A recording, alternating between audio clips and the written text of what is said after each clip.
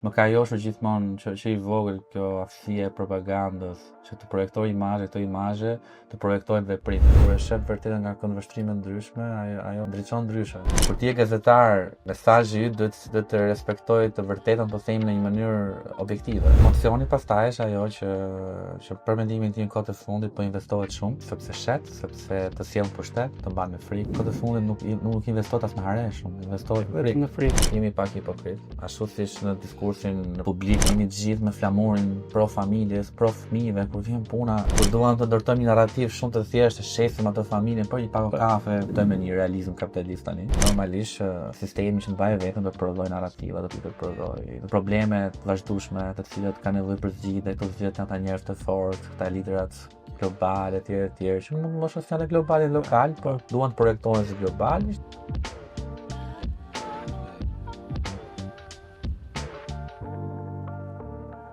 Në këtë episod të Apostrof kam kënaqësinë të kem të ftuar Elvin Nurin, ekspert komunikimi, publicist dhe autor I librit Një histori e shkurtër e propagandës. Do të flasim në lidhje me kufirin gjithmonë në zhdukje midis manipulimit dhe autenticitetit, por edhe se çfarë do thotë mbetesh njerëzor në një botë të mbingopur nga mesazhet. Elvin, mirë se vjen në Apostrof. Mirë se gjeta dhe shumë faleminderit për ftesën. Ne të dy jemi njohur shumë vite më parë.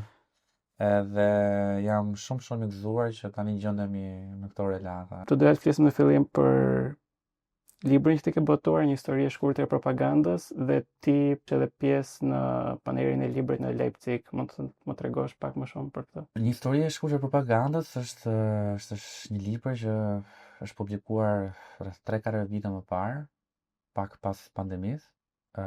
Në thelb është një ese, po themi, gjysmë akademike, gjysmë narrativ, studim sociologjik, ku mundohem të zbuloj këtë paralelizmi midis zhvillimit të mediave nga antikiteti dhe deri në ditët e sotme dhe me ky raporti me propagandën si dhunti, si talent, si mjeshtri edhe pse jo edhe si mënyrë jetese.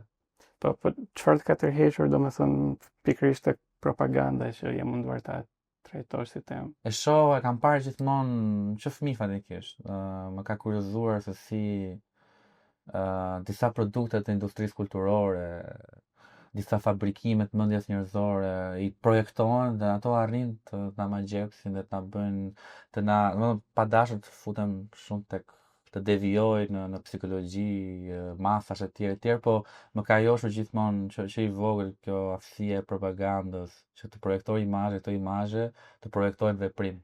Ti ndërkohë ke eksperiencë edhe si copywriter në marketing, po ke edhe një eksperiencë në të kaluarën tënde si gazetar. Dua të pyes pak si ka ndikuar të qenit në të dy krahët e komunikimit dhe të mesazhit në mënyrën se si ti e sheh të vërtetën, ose ato çfarë publiku zakonisht percepton si të vërtetë. E përshkrove shumë mirë. E kam nisur karrierën ku edhe I miratitur bashkë si gazetar. Pastaj goxha vite kam punuar në advertising dhe marketing. Vite fundit po punoj në komunikimin publik për një institucion ndërkombëtar. Pra po ta shohësh kam bërë një rreth të plot. Kjo disi edhe e përcaktuar nga tregu, po edhe kjo dëshira ime për të bërë një cikël të plot, për të prekur të gjitha skajet e komunikimit, edhe për të parë vetëm ku jam më mirë, ku jam më rehat, ku ndihem unë më komod. Patjetër që ndryshon përqafja ndaj vërtetës, se kur e shef vërtetën nga këndvështrime ndryshme, ajo ka ndriçon ndryshe. Ka drejtie të ndryshme. Dhe për shembull kur ti je gazetar, mesazhi yt duhet të respektojë të vërtetën, po themi në një mënyrë objektive. Pra mundohet të jetë objektive, kurse kur je në marketing, e vërteta jote më e fortë do të jetë ajo që do të kali I karrocës, po themi.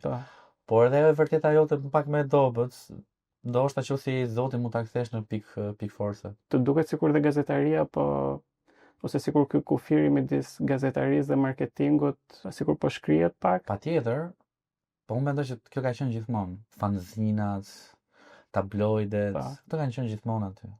Tani na duket sikur është më aktuale se është intensifikuar pak më shumë, sepse edhe mendoj që bisedës do ta eksplorojmë më shumë, po janë shtuar platformat ku ne ekspozojmë më shumë me gazetarin që ngatron rolin dhe me atë që shet që ngatron rolin etj, me opinion bërësin me gazetarin, por gjithmonë gazetari i mirë është ai që bën punën e vet, advertiseri apo personi që merret me reklamë është ai që bën mirë punën e vet. Dhe është mirë kur shkrihen, por është mirë ti mbajnë rolet pak të ndara. Patjetër. Puna jote është e lidhur shumë ngushtë me fjalën.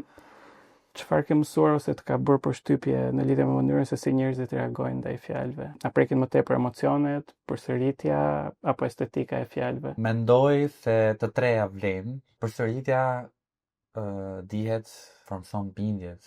Estetika e fjalës është tani dihet në këtë univers të ftohtë ku jetojmë, duhet e dum fjalën e vogël. E du. Dhe emocioni pastaj është ajo që për mendimin tim kohët e fundit po investohet shumë, sepse shet, sepse të sjell pushtet, të mban pushtet, të mban me frikë, të mban zakonisht kohët e fundit nuk investohet as në hare shumë, investohet në frikë, po. Edhe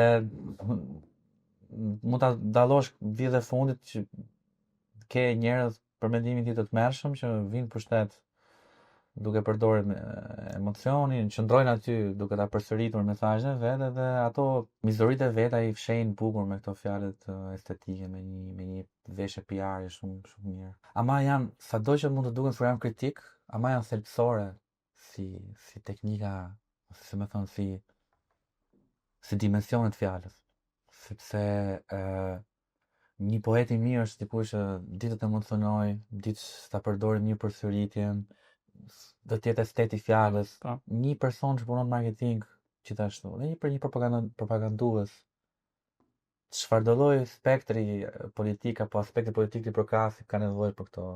Mua më ndodh shpesh që kur udhtoj jashtë ose në vende të tjera, një nga gjërat e para që dua të shikoj kur jam në dhomën e hotelit ose të vendit ku po rri janë reklamat. Mendoj që tregojnë shumë për kulturën dhe për identitetin e çdo shoqërie. Përveç se shesin një produkt, na tregojnë edhe për ëndrat, për frikrat që njerëzit kanë, për idealet që kanë dhe për ato çfarë ju thuhet, çfarë ju mungon ose çfarë ju thuhet se ju mungon në jetën e tyre. Dua të pyes nëse mendon se mund ta lexojmë një shoqëri përmes billboardeve dhe sloganeve dhe kur sheh marketingun dhe reklamat në Shqipëri, çfarë zbulojnë ato në lidhje me identitetin ton? Ku kam qenë student, edhe studioja shkencë komunikimi, mbaj mend që shumë profesorë tanët, po edhe burime alternative të kohës, kanë qenë shumë kritik me industrinë kulturore e të një vendi, siç ku përfshihet edhe industria e reklamave, marketingut. Edhe shikoja këtë përqasën goxha kritike për faktin që e merrnin dhe e analizonin këtë produkt në nivel sociologjik, antropologjik etj. Edhe unë kam qenë goxha kritik, me thënë drejtën. Dhe pastaj përfundova punova për djallin. Jeta kjo është fantastike. Edhe aty kupton që realisht mbrapa këtyre billboardeve janë ka njerëz që punojnë për to. Dhe unë ditë të them nga ato vitet e mia të eksperiencës që nuk janë pak në fushën advertising të reklamave, marketingu në Shqipëri, aty brenda ka njerëz shumë talentuar. Njerëz artistë mirëfillt, mendimtar mirëfillt, po pak për të mbijetuar, pak për mos të rënë pre politikës shantazhit, mos merresh me politikë sot është jo. Është e mundur, po është nuk e di, jep ndoshta një njerëz disfunksional ose nuk. Dhe kanë shumë talent, janë shumë zot, janë shumë të mpret, edhe këtë e sheh tek produksionet e tyre, sheh një elegancë, shikon thellësi, shikon maturi. Nga ana tjetër, janë të njëjtat reklama, një sër reklama që tregojnë që aty mbrapa ka njerëz që janë të keq paguar, të keq trajtuar, me orë të zgjatura, me ato deadlines, me ato afate punës shumë të shkurtra, edhe shef rezultatin, ka disa gjëra që janë shumë sipërfaqësore. Edhe ti thua me vërtet po mundohesh të bindesh për këtë gjë? është pak. Nëse kjo është pak a shumë histori në çdo vend që të shkosh, por unë kam dhe vetë një lloj eksperience me advertising dhe me reklamat, jo si copywriter, jam marrë me pjesën e postproduksionit të videove dhe nuk ka asnjëherë staf të mjaftueshëm ose kohë të mjaftueshme për ta bërë gjën siç duhet. Po, por që një person që punon në industrinë kreative dhe do mundohet të bindi një person tjetër i cili ka fuqi blerëse për diçka, për një X produkt apo shërbim, do të jesh pak njeri i jetuar, njeri me mundësi, një njeri që ka mundësi, ka akses te arti, ka akses te libri, ka akses tek malli që po shet, deri diku, se jo çdo gjë që shesim mund ta po edhe shoh një kategori, një pjesë shumë e madhe e njerëzve që punojnë në advertising nuk e ka atë fat që të bëjë një jetë më dinjitoze, që të bëjë një produkt më dinjitoz. A ka një stil shqiptar, po themi kështu, të komunikimit ose bindjes në marketing? Apo jemi thjesht duke kopjuar ose duke imituar, se ndoshta kopjim është pak e shumtuar si fjalë, duke imituar trendet ndërkombëtare? Ka. Ka? Ka një stil shqiptar, jemi pak hipokrit, në sensin që ashtu siç në diskursin në publik në për këto talk show të tjerë, jemi gjithë me flamurin pro familjes, pro fëmijëve, kur vjen puna, kur duam të ndërtojmë një narrativ shumë të thjeshtë, shesim atë familjen për një pako kafe, për një ulet e lavatrisët, po shesim kështu, i vëm njerëzve në gojë fjalë të çmendura, domethënë gjëra shumë bazike, argumente dhe filozofitë jete aq shumë të thjeshta sa që nga ana tjetër jemi rritur shumë, mendoj. Kemi një progresion të papar, mendoj, në nivel cilësie, figure, audio, edhe aktrimi, pavarësisht se shumë njerëz që ne na dalin në ekran, ne nuk e dimë ata paguhen shumë pak etj. Po ka një rrjet të cilësisë. Po sa i përket përmbajtjes, duhet ta rimendojmë pak. Po a ka dhe ndonjë ndërgjegjësim ose nga brenda botës advertising në lidhje me publikun dhe njerëzit që i shohin, domethënë çfarë do mendojnë, domethënë që ata që e shohin mund të mendojnë dhe në mënyrë kritike, mund të ankohen, mund të protestojnë ndaj një reklame, nuk e di, që ndonjëherë mund të bëhet pak raciste ose mund të shkel disa kufi. Ka mekanizma mbrojtës, por nuk i shoh shumë aktive, sepse edhe në fakt ne si vend për momentin fatmirësisht, pavarësisht se jemi shumë divers, edhe pse nuk e të larmishëm, edhe pse nuk i vëm shumë pesh, po çështja e feve ndryshme, e etnive ndryshme, ka aty mund të ketë vend për keq interpretime, keq përdorime, po atë nonshalancën tonë, me atë kalojnë këto gjëra dhe nuk krijohen as lëvizje pro kundër, rebelime etj. Po është e gjitha në integritetin e profesionistit dhe është e gjitha në formimin e atij personi që është duke bërë atë material. Dhe prandaj kemi nevojë për njerëz më shumë mundësi. E ke kapur ndonjëherë veten të ndikuar nga propaganda, edhe pse e di se si funksionon ajo? Nuk di të them një rast konkret, sepse tani ne i vëm pikpyetje çdo gjë. Po duke vënë pikpyetje çdo gjë, gjithsesi zgjedhim nga ato pikpyetje, kupton? Në këtë enigmën e madhe zgjedhim një rrugë dhe kam përshtypjen që me shumë mundësi kam rënë pre ndonjë fushate. Kam simpati, me thënë drejtën, për njerëz që dinë komunikojnë edhe janë të zotë në komunikim, pavarësisht se mund të jenë edhe maskari. Po talenti njerëzor e vlerësoj. Po të kthehem me që më riktheve librin, do rikthehem te libri dhe në kohë. Për shembull, gjithmonë kam simpatizuar Aleksandrin e Madh. Si strateg, si person i cili promovoi këtë proto-globalizmin, etj. Ky Golden Boy që punoi shumë me imazhin. Tani kur e sheh nga këndvështrimi i popujve të sunduar, thua, ky person ishte ka qenë i tmerrshëm, edhe në mënyrën e vet, në varësi edhe të moralit të etikës kohës vet. Po unë jam shumë i sigurt që ai imazh që ka ardhur tek unë, pjesa më e madhe e tij është produkt propaganda. Tjetër shembull është Jules Cezari me De Bello Gallico. Zotëria ka shkruajti vet librin, ku mburrte po e çonte në ekstrem të gjitha të gjithë fushatën që bëri me galët. Po mjeshtria ishte që shkruajti në vetën e tretë. Pra nuk shkruante unë, po thoshte Cezari shkruajte.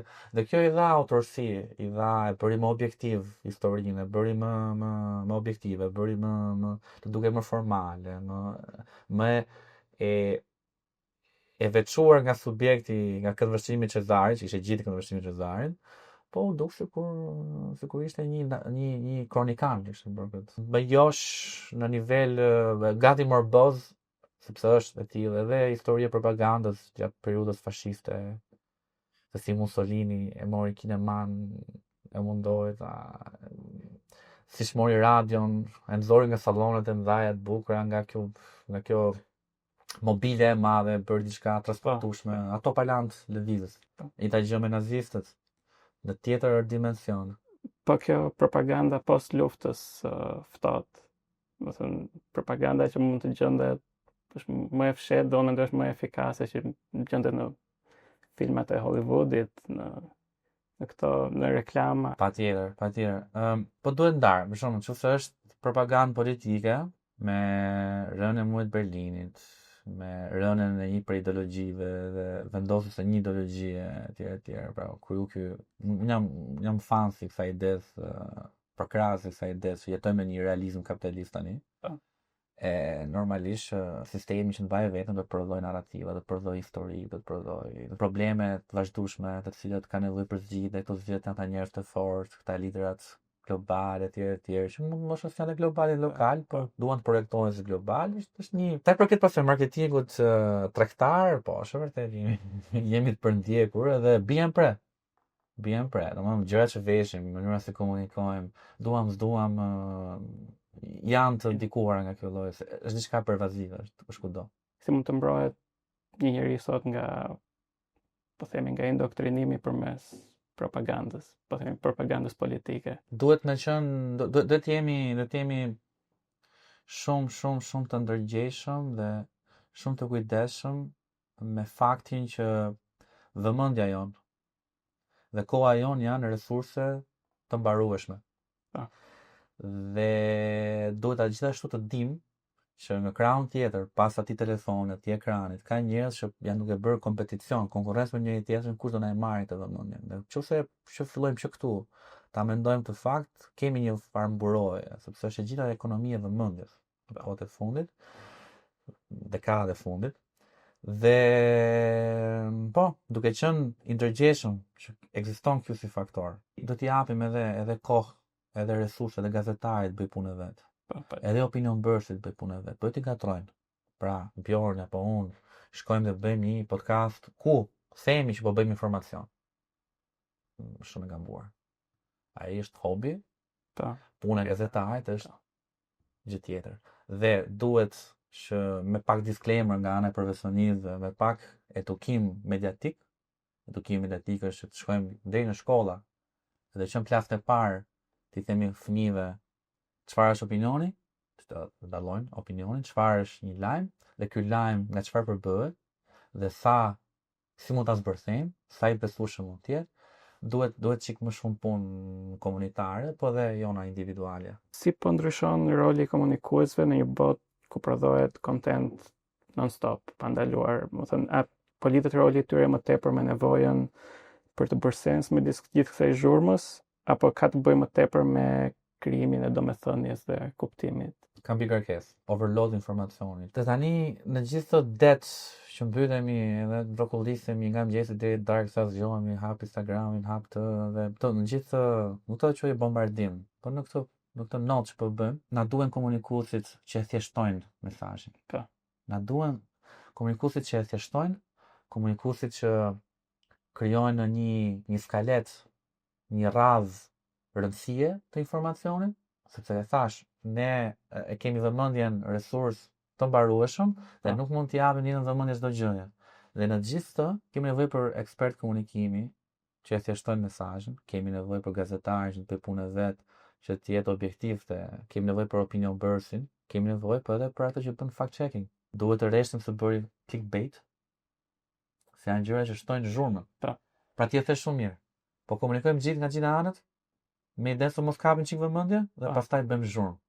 Krijojmë overload dhe njerëzit largohen. Krijojnë mosbesim dhe shkojnë tek ata që e përdorin thjeshtimin të maskarencë, që e përdorin thjeshtimin në favor të interesave tyre pragmatiste, të cilat çfarë thonë, të mbushin të gjithë sferën e opinionit publik me probleme që ndoshta nuk janë aty, ose me probleme komplekse që i thjeshtojnë, ta sjellin problemin shumë të thjeshtë, po zgjidhen akoma më thjesht, ja mund zgjidhja, dhe në mes bën edhe disa viktima emigrantës, njerëz me probleme, nuk e di, ekonomike, veriun, jugun, krijojnë dhe këto ndafira e tjerë, në fund fare thonë zgjidhja jam unë ai, jam i thjeshtë, dhe këtu kemi nevojë pastaj që atë kompleksitetin ti përmendë, ne ta ruajmë edhe ta mbajmë si vlerë, sepse problemet janë komplekse, ashtu si të zgjidhjet janë komplekse. Si e shikon këtë rritjen e vrullshme të inteligjencës artificiale? Më thënë, ka filluar të shkruajë slogane dhe për reklama, po ndërkohë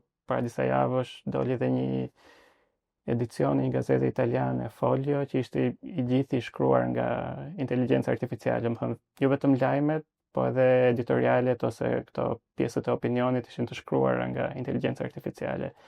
Më herët u publikua dhe një tregim gjysmë metafizik nga një model i ri ChatGPT-s.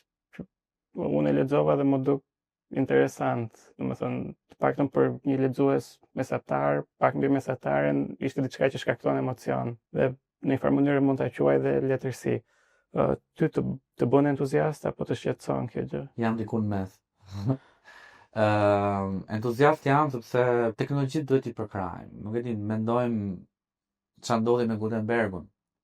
Gutenbergu shpiku makinerinë e shtypit. Edhe ja mori atyre artizanëve të shkretës, atyre kopjuesve, ja mori atë profesionin që kishin, që i bënin si piktura ato librat, kupton, kopionin kaq bukur, ky ja mori nga dora dhe i riprodhoi në masë. Natyrisht që do ketë patur, për mendimin tim, nuk e di, po e hedh si ide, do ketë patur skandal mes. Shumë njerëz janë ankuar, e kanë marrë si çfarë po ndodh. Po ndërkohë libri nga ky objekt i bukur që ishte për pak persona, u masivizua, u bë më i lehtë, u bë transportueshëm, krijoi treg, shpërndau ide, mundësoi revolucionet, më të mirë, të keqe. E nxori kjo makina e shtypit, e nxori librin nga institucioni i kishës, nga kopjuesit e tjerë, edhe e bëri më të lehtë, e bëri më të transportueshëm. Por ama në të njëjtën kohë unë nuk dua të jem determinist teknologjik, nga këta persona që unë e shoh tani rëndom, jemi bërë gjithë determinist teknologjik, me idenë që doli kjo teknologjia e re, po masivizohet dhe kjo teknologjia e re do na përcaktojë neve se si do zhvillohemi nga ana sociale, intelektuale, nuk e besoj plotësisht. Në këtë situatë ku ndodhemi, ka në nivel etik, në nivel edhe financiar. Në bota e përkthimit ka ide shumë interesante, për shembull, ata janë të parë që preken nga AI. Ky përkthimi i menjëhershëm, ja që ka nga ata përkthyes që japin idenë që okay, patjetër le të ketë libra të përkthyera për shembull nga AI, po ti vendoset një pull e veçantë, thotë plotësisht e përkthyer në AI. Mund të ketë botime të cilat kanë vullën që thonë e përkthyer me ndihmën e AI. Dhe botimet që janë përkthyer tërësisht nga inteligjenca njerëzore. Dhe unë mendoj që këtu ka dhuntia njerëzore, talenti njerëzor krijon surplus. Dhe unë mendoj që po të jemi të zgjuar, po të jemi të qetë, dhe po të kemi pak etik, kemi një çik bosh moral komunitar, ndoshta edhe kjo inteligjencë artificiale do krijojë surplus për ne, do krijojë më shumë vlerë për ne. Një nga të vërtetat e parehatshme në lidhje me propagandën dhe reklamën është që ato jo vetëm na manipulojnë, po funksionojnë edhe si një lloj përgjigjeje ndaj dëshirës tonë për të na thënë gjithmonë se çfarë të bëjmë, ose çfarë të dëshirojmë, ose çfarë duhet të duam. Mendon se ka diçka në natyrën njerëzore që na bën të preferojmë kur dikush tjetër na e thot këtë, dhe si e mbushin këtë zbrasti reklamuesit, influencerat, po dhe algoritmet? Ne kemi nevojë në këtë moment rrëmuje, siç e thamë, në këtë moment bombardimi, kemi nevojë për njerëz që na e thjeshtojnë gjithë procesin. Por jemi edhe krenar si qenie. Dhe nuk dua ta pranojmë që ndoshta aty mbrapa ekranit telefonit është dikush që po na e krijon atë nevojën ose atë dëshirën nga hiçi. pse ndava nevoja po dëshirë. Sepse siç thon dëshira është më e fortë se nevoja. Pra unë tani kam nevojë për shembull të bëj një analizë saktuar shëndetësore, po s'po e bëj sepse për arsyet e mia, prokrastinuese, po themi, Po. supozojmë. Po ndërkohë dëshira është shumë e fortë që unë të iki tani dhe të blej një produkt X teknologjik. Kam përshtimin që do shkoj te kjo e dyta. Dhe shumë njerëz e dinë këtë gjë. Shumë njerëz profesionistë, po themi, të marketingut etj etj, çfarë bëjnë? I prodhojnë këto, i krijojnë këto dëshira dhe ka idera dhe akoma më radikale midis njerëzve të marketimit, domosdoshmë në nivel akademik. Ka njerëz, ka profesor që të vinë të thonë ti duhet gjesh hapësirën boshe tek rafti i mendjes së klientëve të tu. Pra ti do ta krijosh atë hapësirën dhe pastaj ta mbushësh me produktin tënd dhe pastaj ti krijosh të gjitha mundësitë, facilitetet që jo vetëm i ke krijuar kontekstin, hapësirën dhe produktin, po edhe të gjitha mekanizmat që të vi klienti tek ti kështu me dy lëvizje. Të gjitha këto janë të vjetra sa bota. Tani thjesht me teknologjitë e reja është pak më praktike. Si natyrë kam përshtypjen që ne kemi nevojë për komoditet. Jemi të qenie që prokrastinojmë. Si shoqëri, ndoshta nuk duhet të heqim dorë nga kompleksiteti e shkollaj. Duhet ta kesh parë besoj serialin Mad Men. Se duhet ta lidh pak domethënë me marketingun dhe reklamat. Dikur ato e prodhonin dëshirën përmes rrëfimit, storytelling, duke bazuar te kultura dhe eksperiencat kolektive.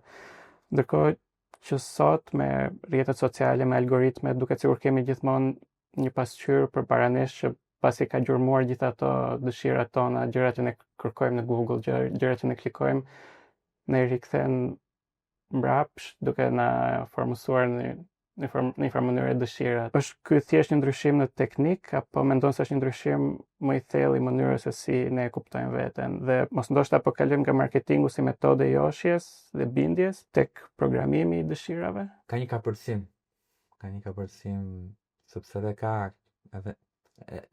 është vërtet edhe përqafja jon me mjetet e komunikimit, por edhe me tregun ka ndryshuar. Domos, okay, media tradicionale janë duke bërë podcast, janë duke komunikuar për shumë njerëz, po ndërkohë ai që po na shet produktet po na bën një komunikim one on one.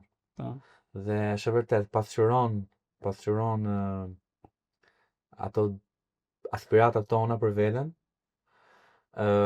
identitetin që ne krijojmë gjatë gjithë kohës dhe ripërtypim dhe ato dëshira që folëm më parë, që na i shpikin, na i modifikojnë. Nuk dua të them që në periudhën e sotme jemi më shumë narcisist.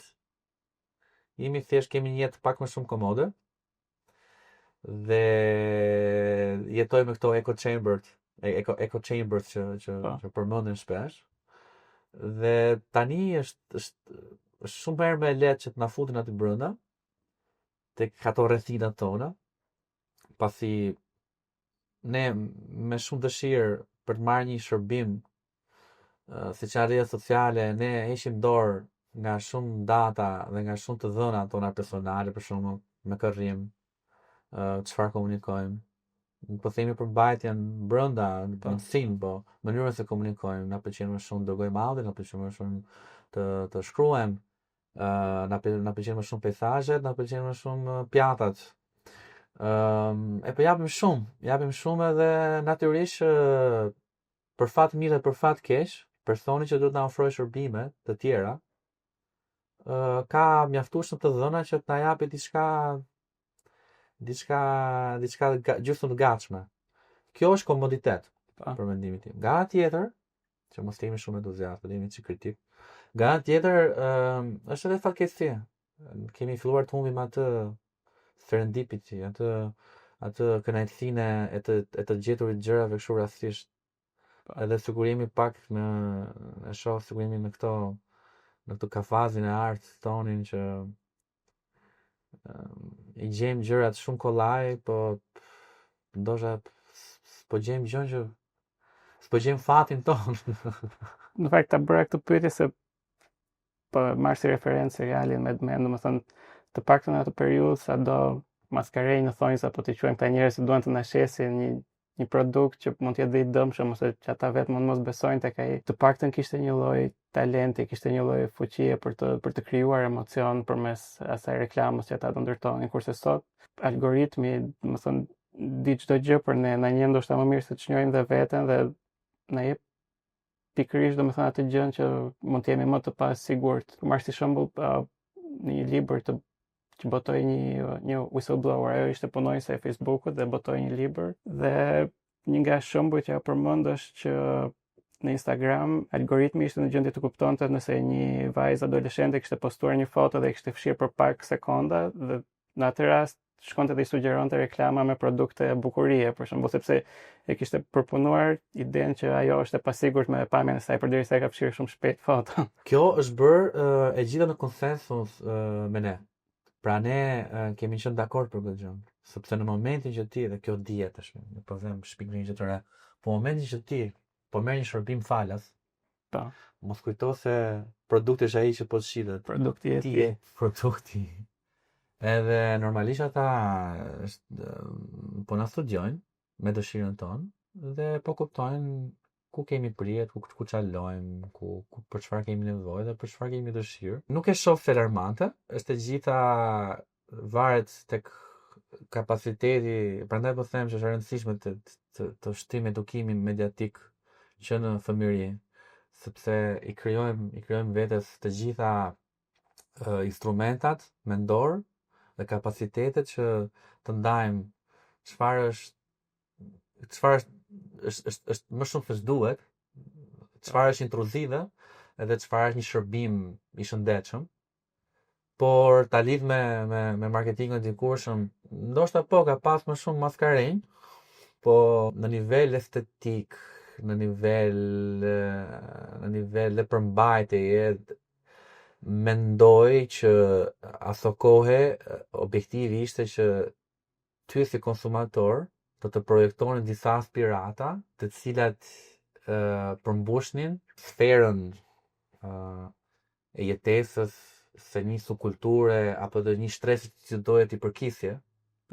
Kurse tani thon ti mjafton, ti je mirë, mos u bësh shumë kritik me veten. Po more këtë gjë ma je më mirë. Pra kanë ndryshuar më shumë ku po na projektojnë.